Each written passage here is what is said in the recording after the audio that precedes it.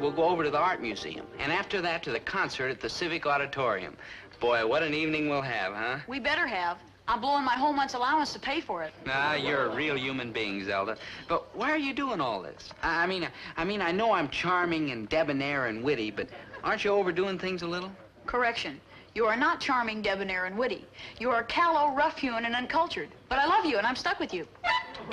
Zelda, no offense, but it's been a long time since I've seen your picture in anybody's locker. True. We're a pair of real dogs, and that's why we've got to work together to save you from becoming a bum. Zelda. Lectures, concerts, sharpening your mind. These are the things we've got to do. Like, hi, Dope. Oh, hey, let's hi, go downtown and watch that fellow toss flapjacks in the window. Come on. He'll do no such thing. We're going to a lecture so he can improve his mind. Sure, Zelda. And then we watch them knock down the old courthouse building. They got one of them big iron ball contraptions down there that goes wham, smash, right into the wall. Maynard. Dobie, your only chance to make somebody of yourself is to associate with superior minds, attend debates, discussions, conferences. They got a fellow at the park that can lift up a whole block of cement with his teeth. He goes, Wrench your mind into creative action. Do, achieve, think. Dobie, Dobie,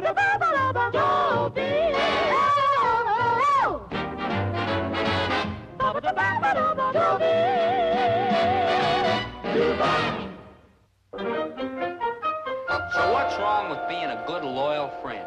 I mean, girls and shows and parties are a dime a dozen. But a friend like Maynard comes along only once in a lifetime. Just my luck, it has to be my lifetime.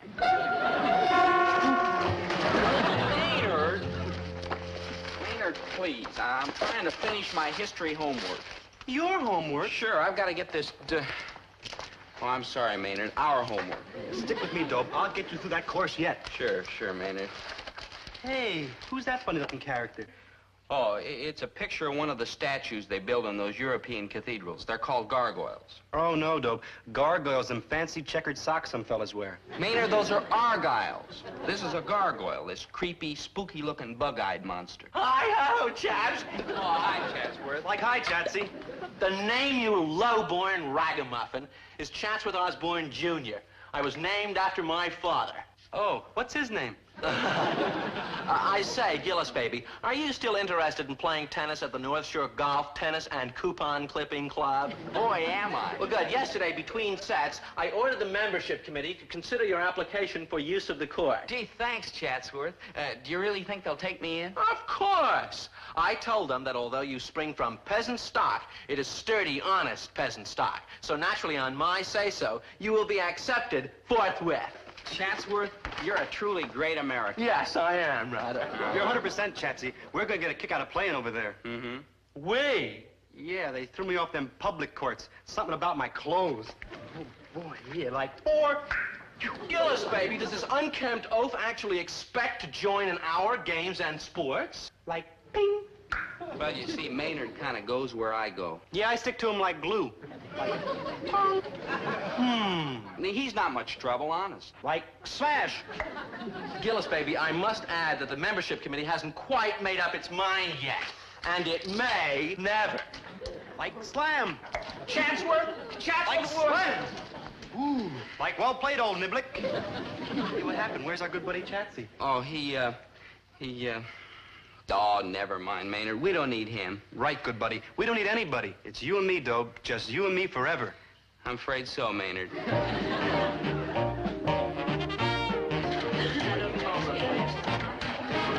day, class. Is there anyone in this class who's failed to do his homework? Besides Maynard Krebs, I mean. Mr. Pomfrey, that's like unfair. You're all the time saying I didn't do my homework without asking me first. You're right, of course, Maynard. I had no business jumping to conclusions. Forgive me. You're like forgiven. Thank you. You're like welcome. Have you done your homework? Like no. Like I didn't think so. Now, having made this little jaunt into the Twilight Zone, can we return to my original question? Is there anyone else in this class who's failed to do his homework? Mr. Gillis? Yes, sir. Well, I'm surprised, Mr. Gillis. You've been very conscientious in your work these last weeks before graduation. You have a good excuse, I presume. Yes, sir. You see, I was doing fine on the homework until... No, sir. No excuse. Oh. Well, in that case, I'm going to have to give you and Mr. Krebs an extra assignment. A 300-word essay on the European cathedrals and their gargoyles. Hey, that's not fair, Mr. Pomfrey, sir. Who can write 300 words about a pair of checkered socks? Maynard, that's argyle. Mr. Pomfret, I'll make sure Maynard really puts his mind to it. Good luck. Now, class, we are moving from a study of European history to our own history, and a stirring saga it is. Now, please turn to the opening section of your textbooks, The Winning of the West. Zelda Gilroy, what is the essential point made in this chapter? The trek across the deserts and plains to reach the Pacific was one of the great cooperative efforts in all history. The strong aided the weak and helpless, and this often led to their own destruction. Many of these intrepid explorers could have reached safety had they traveled alone. But no. Instead, these brave souls sacrificed themselves to help their weaker companions. Yes, history is full of terrifying examples of strong, brave men who were slowed down and eventually destroyed by their loyalty to a friend who was weak, helpless, incompetent, inept. You rang? Be sure you pick me up right on time. Professor Clendening begins his lecture promptly at 8. Right, Zelda. I wouldn't miss the old prof for anything. Contact with outstanding minds, the only way to sharpen your own mind. Right. You'll shape up into a man yet, Poopsie. Zelda! Stretch your brain, discipline it, bend it to your purpose by keeping it trim and hard and practiced. Right. Don't let it go flabby by allowing it to associate with inferior, shoddy intellect. Right. I just remembered. Is it all right if I get to the lecture a little late, like a couple hours? What?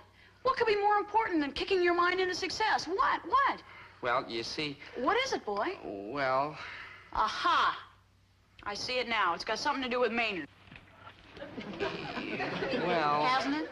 Well... Hasn't it? I promised him I'd watch a television program with him tonight. You're going to waste your time on an inferior brain like Maynard and let your own brain go to pot. That does it. But it's a spooky television show, and Maynard gets scared when he's alone. Look, Dobie, Maynard is a sweet, loyal boy, but he's a hopeless case, and if you keep hanging around with him, that's exactly what you're going to be. But when he gets scared, he gets goosebumps, and they're very unhealthy. Dobie, the time has come to make up your mind. Either you give up Maynard or Soup Kitchens, here you come. Hi-ho, playmates. Clear the fairway. The Wizard of the Links is here. Oh, hi, Chatsworth. Bye, Dobie-Doo. I'm on my way to the club. Chatsworth, have you heard anything about my application for the club? Oh, I have been meaning to talk to you about that, Gillis baby. Under the circumstances, the membership committee has decided to delay its decision for a short time. Perhaps 20 or 30 years. Under the circumstances? Under what circumstances? Well, I don't like to mention names, but his initials are Maynard G. Krebs. Oh, now, just a minute, Chatsworth. Just a darn minute. If you're turning me down because I'm a friend of Maynard's, then I sure as heck never want to come to your club. Never. Nothing could make me drop Maynard as a friend. He's weak and helpless. He needs me. The strong aided the weak and helpless, and this often led to their own destruction. Many of these intrepid explorers could have reached safety had they traveled alone. But no. Instead, these brave souls sacrificed themselves to help their weaker companions.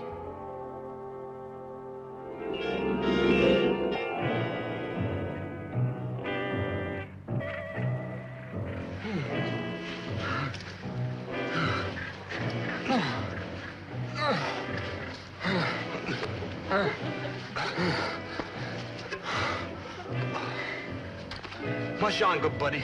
You can make it alone across this like arid desert and great plains without helpless, hopeless, incompetent, inept me. I'll never leave you, Maynard. Here, there's a few drops left in my canteen. You gotta go along without me, dear friend, or you will suffer the same fate as them other insipid pioneers. Maynard, that's intrepid. Yeah, intrepid. Here, you've got to drink it. No, dear friend, you've got to drink it. Go ahead. No. Yep. No. Yep. No.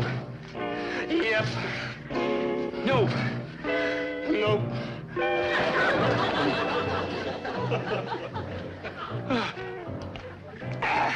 Water.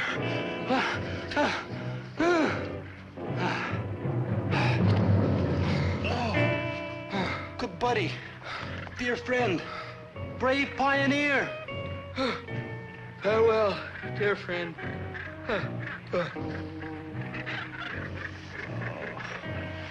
He would have made it without me. Oh, what a no-good brat am I. What a no-good rat am I. Oh, what a no-good rat am I.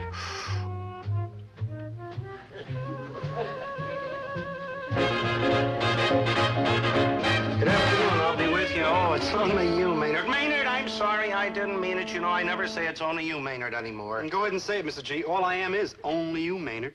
You mean you want me to say it's only you, Maynard? Sure. Sure? I like insist. Okay. Oh, it's... No, I can't go through with it. Dobie ain't home yet. Grab yourself a handful of donuts and sit down someplace. A small handful. I don't want to talk to Dobie, Mr. G. I want to, talk to you. Like me? Yeah. Like, what's Dobie done? What kind of trouble's he in now? Oh, it ain't nothing like that. I want to talk to you, Mr. G, because you're a man of the world. Aren't you? Well, yes. I mean, you've been around. Well, yes. And you know the answers to a lot of things. Well, yes. So I want to ask your advice.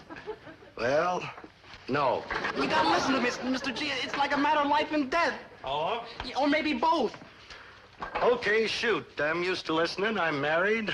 I want to ask you advice about these two cats, see? You they're and like Dobie? friends. Me and Dobie? No, not me and Dobie. No. See, they're not exactly real people. And they're not exactly real people, huh? No, it's like a made-up story. You know what they call a hypocritical case.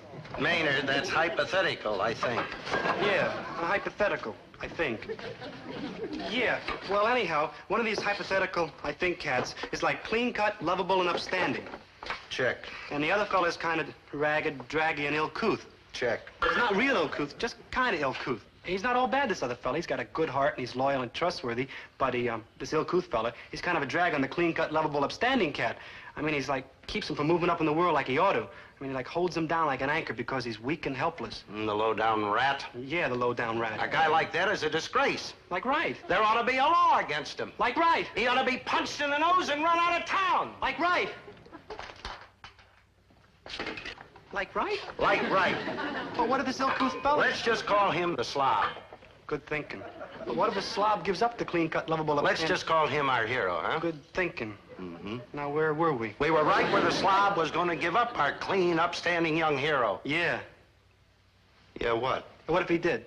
Did what? Gave him up. Gave who up? The slob. That would be the most wonderful thing this ill-couth slob could do, and would prove that underneath that rough exterior beat a heart as big as all outdoors. Yeah. It's like in that old movie I saw on television the other night, see? Betty Grable and Dan Daly, and they're a dancing act, see? Well, she's really got the stuff to go places, but he's just kind of a fair to middling huffer. And they do this dance together, see? And he kind of goes... But when she does it, oh, man, she really puts it out there for him. She goes like this, see? Oh, and he knows that she's head and shoulders over him, see? So he wants her to leave him so that she can become a big star with her name up in lights on Broadway. You're right, Mr. G. Always willing to lend a helping hand. Now I know what to tell my hypothetical, I think, cat. Mm-hmm. There's just one road to take. Just one. Maynard, take that road over there. That road leads to the trash cans in the alley. You're all heart, Mr. G. Oh, if I'd only known what peculiar things were going on behind my back. Boy. I mean, Maynard was cooking up a scheme. And when Maynard starts to cook, everybody winds up in the soup. Dobe, if you don't leave me behind and, like, zoom onwards and upwards in this world, I'm gonna hold my breath. Maynard, what's the matter with you? And when I hold my breath, I turn purple. Maynard. I don't mean just red. Anybody can turn red. I turn purple. Maynard, cut that out. I'm not going to give you up under any circumstances. You're my friend, and I'm stuck with you. Gonna stick with you. Oh, Dobe, you're always doing things for me, and I never do nothing for you. That isn't true. You do plenty of things for me. Name one. One, I'll name a bunch. You tell me when my shoelaces are untied. You come over and wake me up at 6 o'clock every Saturday and Sunday morning just to remind me there's no school. Did I mention the shoelaces? Yeah, Dobe. All right, so you don't do too much for me. A man doesn't pick his friends because they do things for him. I do things for you if you ask me, Dobe. Honest, I would. Sure you would, Maynard. I swim across the Algonquin River for you. Sure, Maynard. I swim across Milford Lake for you. I know. I swim across the English Channel for you. Maynard. I swim across the Atlantic Ocean. I swim across please. the Pacific Ocean. Maynard. I swim across the North Pole, and that ain't easy Please. because it's all ice and ain't even water. Maynard, enough.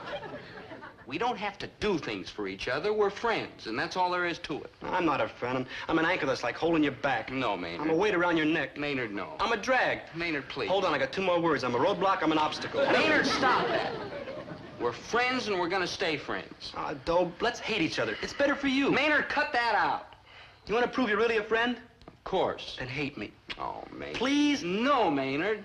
Well, I'm like a miserable failure. I can't even, like, talk my best friend into hating me. What do you mean it didn't work? When Herbert T. Gillis gives advice, it don't dare not to work. Those hypothetical, I think cats try it, but nothing happened, Mr. G. I mean, the hero wouldn't let go of the slob.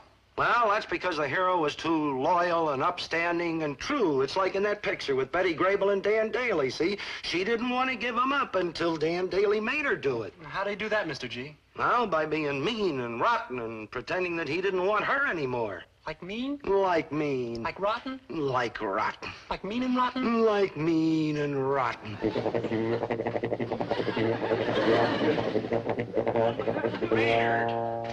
Maynard, you were supposed to meet me before class so we could do your history homework. Like flake off, Square. Now, flake off, Square? You heard me, Cube. You like to oblong from me. Maynard, what kind of a crazy stunt is this? Now, come on, let's get that work done. Oh, your mother listens to Lawrence Welk records. Maynard. Man, I'm like fed up with hanging around with a cat that ain't got like a single sweatshirt to his name. Maynard, stop this. Now, look. Oh, cut out, Junior. I got like no time to waste on a cat like you that ain't with it. Maynard. Look, like zoom off, boy, huh? Maynard, will you quit behaving like this? Good day, class. Now, we got a lot of ground to cover today. We've got a lot of ground to... We had a lot of ground to cover today. Anyway, let's get started at once. Maynard Krebs, who was the famous patriot who said, "I regret I have but one life to give for my country"? And don't try to get help from Dobie. From who? From your friend, Dobie Gillis. He ain't no friend of mine. I mean, I got better friends than square oddballs like him. I mean, man, who needs a creep like that? Maynard? Will the real Maynard G. Krebs please stand up? That's me, Mayor G. Krebs. I pick my own friends, and he sure ain't one of them. Truly, we live in a time of change. Ever heard of togetherness?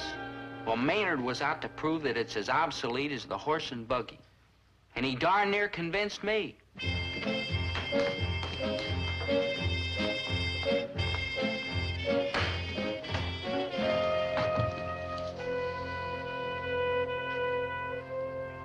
So the gold rush of 1849 can therefore be considered the beginning of the opening of the West.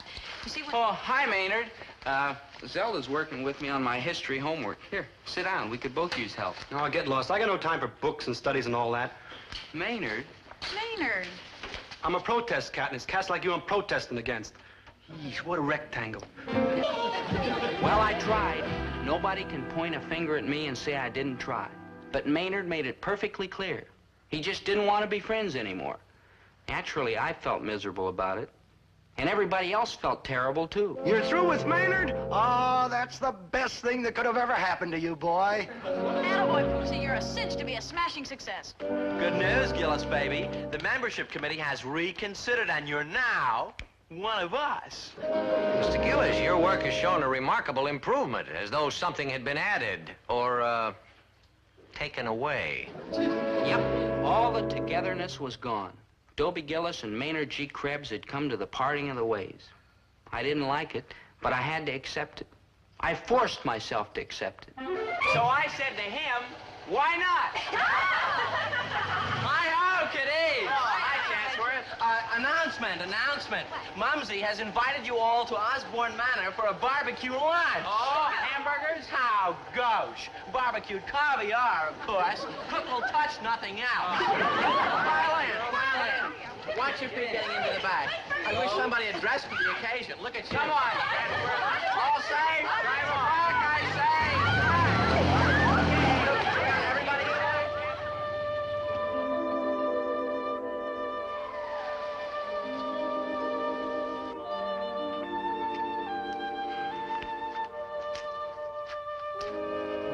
Hey, that's where Dobie sits. Yeah. Man, I wish he was here now.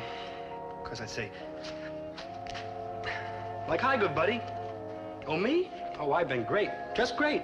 Oh, who am I kidding? I've been miserable without you, Dobe. I got nobody to talk to and nobody to listen to me and nobody to hack around with. And without you, I'm a poor, miserable, good-for-nothing nobody. Why'd you have to do it, Dobe? I mean, sure, I know you have to, like, move onwards and upwards, and I'll probably, like, move downwards and outwards. But you shouldn't have listened to me. You should have known I'd be a miserable nothing without you.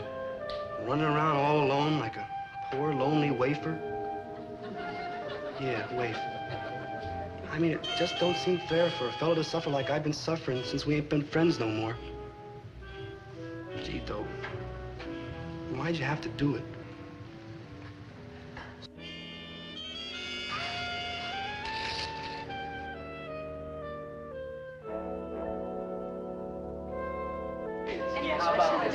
Hi, everybody. What's new? Hi, Zelda. Chatsworth? Anybody? Oh, now, just a minute. Just a darn minute. What's going on here? Why won't anybody talk to me? I saw a poor, lonely, unhappy Maynard in the park. He's suffering terribly. Yes, if you must know, Gillis, there is such a thing as fair play. He's forgotten what it means. You're a brute. You're a cad. You're a peasant. What is this? What are you all talking about? In all these years, I thought you were so sweet and kind and gentle, but you dump a friend like Maynard just so you can get ahead in the world. Dump him? Right this minute, he's crying his eyes out because you won't have anything to do with him. You brute. Cad. You peasant. But you all told me I was better off without him. How could anybody be better off by dumping such a faithful friend? Besides, I never thought you'd go through with it. There are some things one just doesn't do, you brute. You cad. You peasant. Yeah. Yeah. Brute? Cad? Peasant? Lovable me? I don't know what to say. Good day, class. Today we're going to... It's you, Mr. Gillis, huh? Huh? Well, I know I'm just a mere teacher, and it's probably none of my business. But, Mr. Gillis, I'm shocked. What? Though I realize that in a dog-eat-dog society, it's important to get ahead. But over the broken bodies of our friends... Mr. Pomfret. Of course, I should probably keep my nose out of it. But Maynard Krebs, despite appearances to the contrary, is still a human being. Now, just a minute. A vulnerable human being. But... Oh, for shame, Mr. Gillis, for shame. What's happened to the old values? Does friendship no longer count for anything? That does it. Mr. Gillis, where are you going? To prove I'm not a brute and a cad. Or a peasant. Sure, I'll miss you, Dobo, buddy, but I'll get along somehow. I mean, it's like better this way. You move like on and up, and I'll move like down and out. Maynard, I'm not going anywhere without you. You got it. I'm like a stumbling block, an anchor, a weight around your neck. Maynard. It's no use arguing. Doe? It's like flake off square. Maynard, I know what you've been trying to do.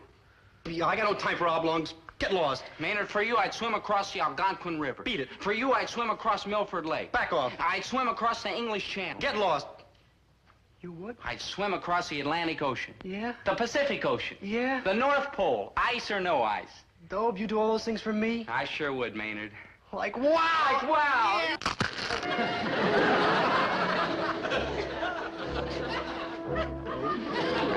Yeah. Did it again. Did it again. Slopped ice cream. Slopped ice cream. All over your Oh. back. Oh, who cares, Maynard? There's lots of shirts, but there's only one Maynard G. Krebs. Like true. Yeah, and a good feather. Yeah.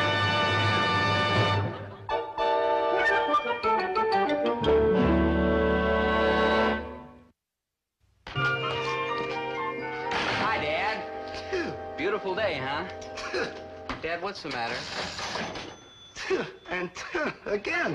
Dad, what is it? Are you mad at me for something? Tell me. Yeah, and I'll tell you what I'm mad about. I heard the way you've been kicking that poor slob Maynard around. It's all over town. Dad. I raised my boy to be clean and upstanding and true. And here you are Dad. kicking him all over just because he's such a crumb of character. Dad, I'm listen. ashamed that you should do such a thing, no matter how big a creep he is. Dad, Maynard and I are back together. We're friends again. Nobody deserves to be booted. You and Maynard are friends again? Right, just like before. Oh, I'm glad to hear that, boy. You'll never regret that. You know there's such a thing as being you mean Maynard's gonna be hanging around here night and day again? Everything will be Filching just like apples, before. sneaking donuts, scaring the customers. Dad. Is that any way to treat your dear old loyal dad, dragging in that tacky, run-down, spooky lunkhead?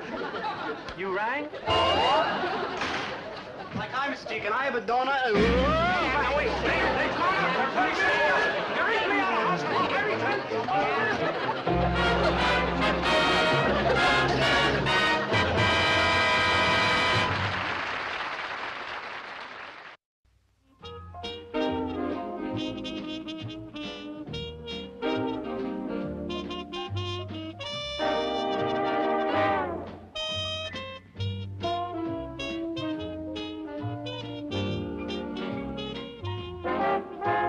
Dobie, once a gal was dreamy. Dobie, wants a gal who's creamy. Dobie wants a gal to call his own. Is she blonde? Is she tall? Is she dark? Is she small? Is she any kind of dream at all? No